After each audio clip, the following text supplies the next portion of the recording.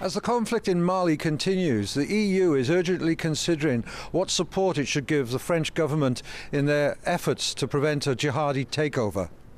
The European Parliament's Security and Defence Committee has met in emergency session to hear evidence from the French military and to decide what support the EU should give.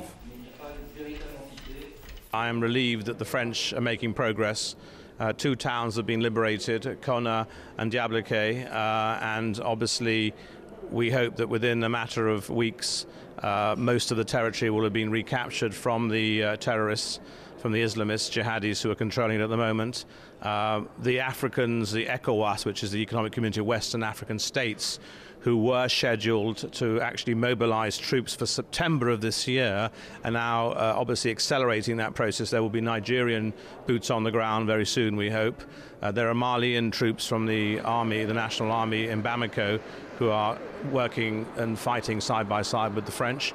And let's hope that this joined-up approach with British help in terms of transport, and now some German, some Danish and other countries, US are giving some intelligence support to this operation, it will achieve its objectives. But as the Prime Minister of the United Kingdom, David Cameron, said a couple of days ago in the House of Commons, this is not a short-term, this is a medium and long-term operation.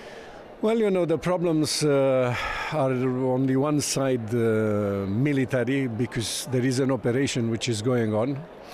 But the discussion which we had today also concentrated on what happens after, what happens next.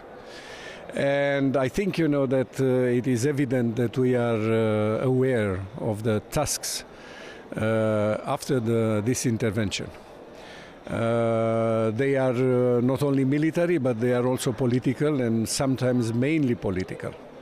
We have to prevent, you know, the repetition of such situation in this country after the intervention would be over. And certainly this is placed in a larger context. Sahara, with its 6 million square kilometers with no borders, it's an area where traffic goes in any direction. And I think, you know, that in general, Africa will be providing, in the negative sense of the word, Europe with many challenges in the times to come. Well, in a way, we have a Sahel, EU Sahel strategy, which practically is including Mali. But nothing has happened. It is a strategy more or less on the paper. And we see that the developments in the field, you know, are contradicting the strategy. Secondly, I think, you know, that we have to take the lessons of Mali, the Mali operation, and at the same time we have to remember the lessons of the Libyan intervention. And in a way try to see how can we incorporate these lessons into a betterment of our common security and defense strategy.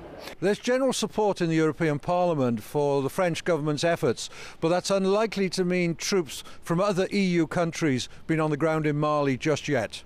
Colin Stevens for JN1 at the European Parliament in Brussels.